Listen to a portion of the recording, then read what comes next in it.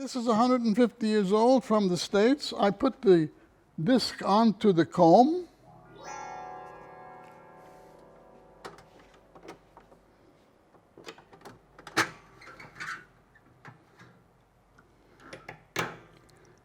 And then I have to wind it up. No electricity 150 years ago, right?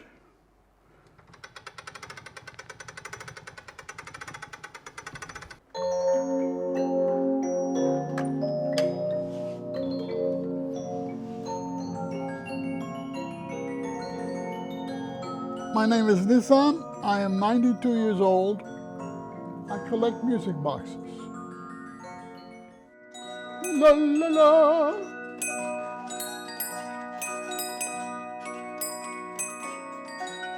See the thing?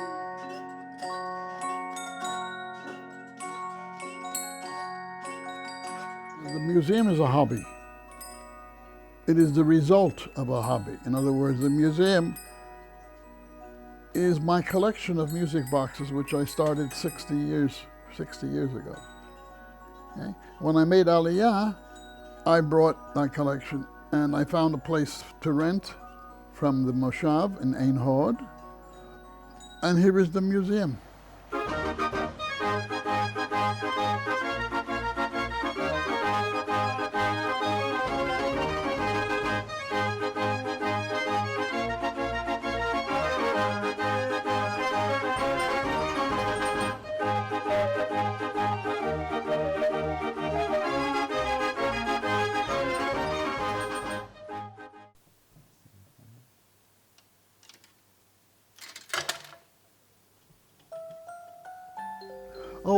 I was a Zionist all my life. My family were Zionists, so there was a great Zionist atmosphere in the family. A happy family. We have four brothers, and each one went his own way, and they encouraged us to do whatever we wanted, and that's what happened.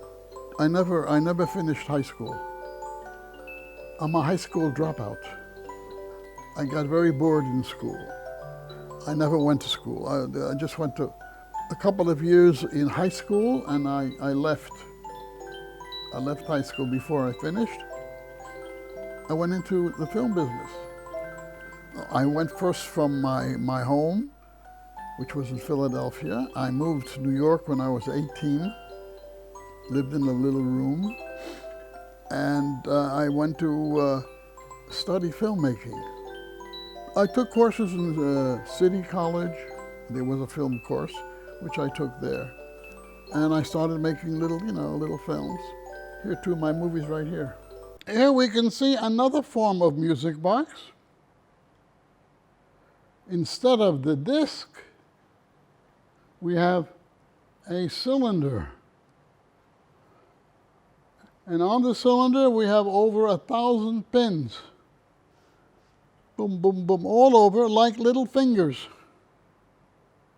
This music box is 160 years old, made in Switzerland. And how does the cylinder turn? Because there's no electricity. It turns because of the wind-up. The wind-up.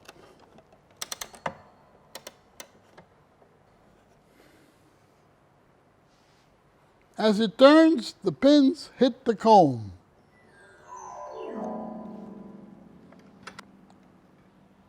The first music box I bought when I was making a film with the President of the United States, John F. Kennedy.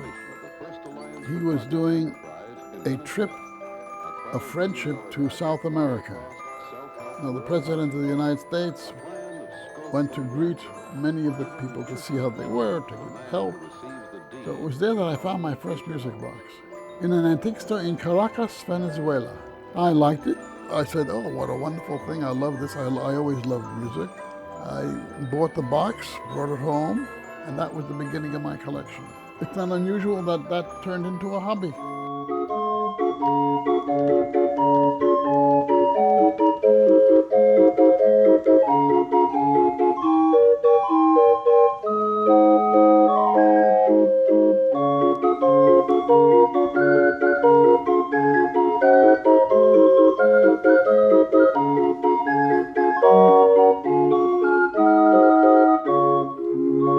The museum, it has many good boxes, many very fine instruments. It's one of the best museums of its kind in the world.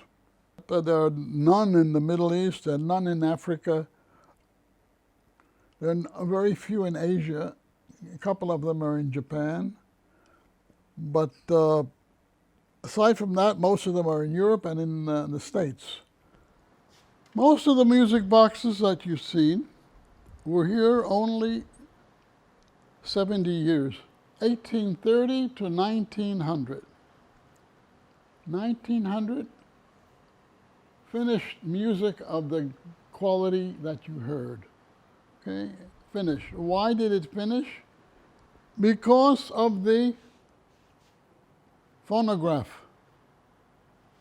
The phonograph came and everybody wanted to hear a voice coming out of a box.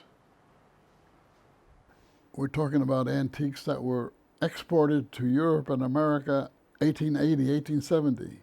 There were very few people in Israel who were able to get a music box. That's why you don't see them here. Well, they were, in 1880, how many Jews did you have in the Arabs were poor. The people who lived here were poor people. They had enough trouble getting a piece of bread to eat. Wealth didn't come to Israel until much later on. Music boxes were not things that a tribe in Africa is going to buy, you know? This record is over 80 years old, and it was made in Israel 80 years ago. Who is that? Huh? Who is the, I don't know. I can't read her name. It's been erased from history. I know it's not Shoshana Damari. It just, music is a very beautiful thing. My favorite language is music. Music is the language of the soul. Music is a living thing, a living emotion. And it affects people. At least it affects me a lot, yeah.